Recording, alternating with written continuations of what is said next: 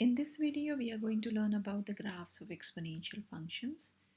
Any exponential function has a general form which is written as y equals to ab to the power x.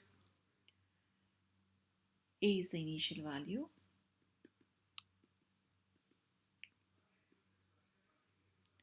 b is the base of the function, and this is the exponent. Any exponential function is written in this form. Now there are few things which we need to know before we decide whether the graph is an increasing or decreasing function. So depending on the values of a, b and x, we can make out whether the graph is increasing or decreasing. Now let's begin with an example. Suppose we have y equals to 2 to the power x. So we can see that we don't have any value of a, so a is 1. So it is nothing but, if I compare it with ab to the power x, I'm going to have the value of a as 1, value of b as 2, and x is as it is. We can see that the sign for x is a positive number.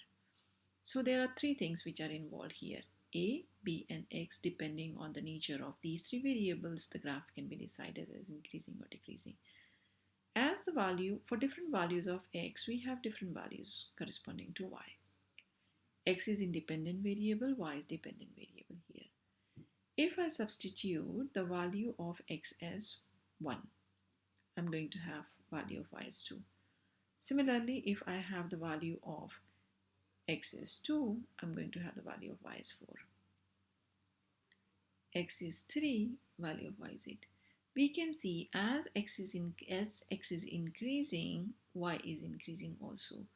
Whenever both the variable increases or both variable decreases, the graph is called an increasing graph. So the graph is an increasing graph in this case.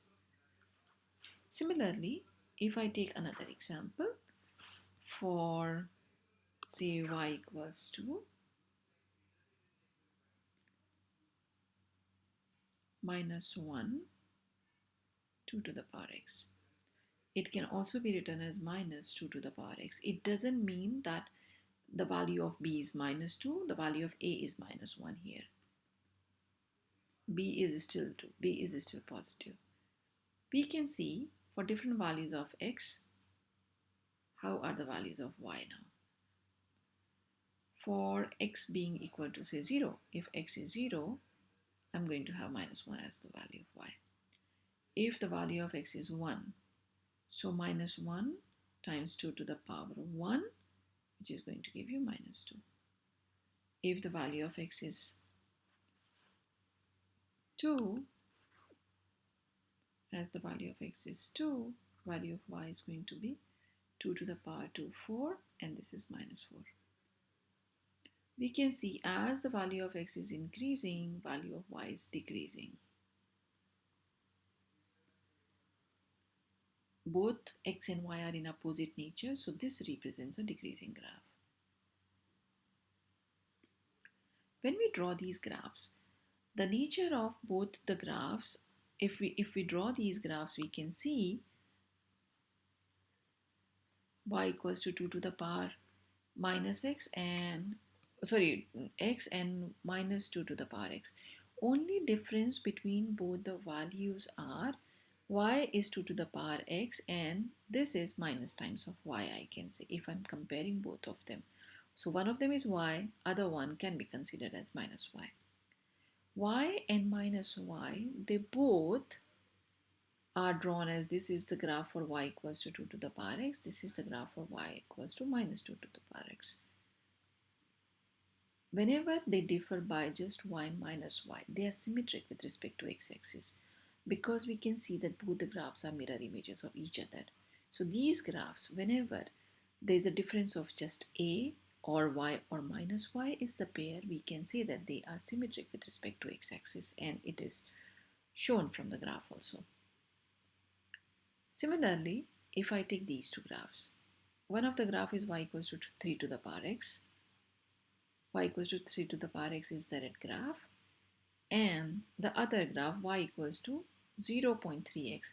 Now when it comes to 0.3x, again in the second graph I can say that the value of A is 1, value of B is 0.3, which is nothing but 1 over 3, or I can also write it as 3 times 3 to the power minus 1. So the whole equation gets converted to 3 to the power minus 1, everything to the x, so 3 to the power minus x. If I compare both the graphs, y equals to 3 to the power x and y equals to 3 to the power minus x, they differ not in y and minus y. The combination is not y and minus y, but their combination is x and minus x. So we can say that these two graphs are symmetric with respect to y-axis. So whenever the combination is y minus y, they are symmetric with respect to x-axis. Whenever the combination is given at a difference of x and minus x, they are symmetric with respect to y-axis. This is how we can discuss the symmetry of the graphs with respect to x and y-axis. Similarly, if I have 4 to the power x and 4 to the power minus x and minus x, so symmetric with respect to y-axis. Minus 3 to the power minus 3x, 3 to the power minus 3x. This combination is y and minus y, so they are symmetric with respect to x-axis. We can make out from the graphs also that they are symmetric with respect to x-axis. Graphs ln x and minus ln x. If we look at this combination, they are again y minus y, so they are symmetric with respect to x-axis, and these are the graphs corresponding to that.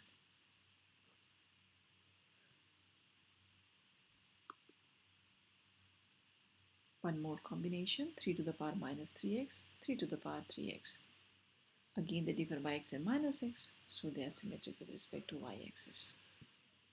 So these are a few examples in which we can see how the symmetry of the graph is decided.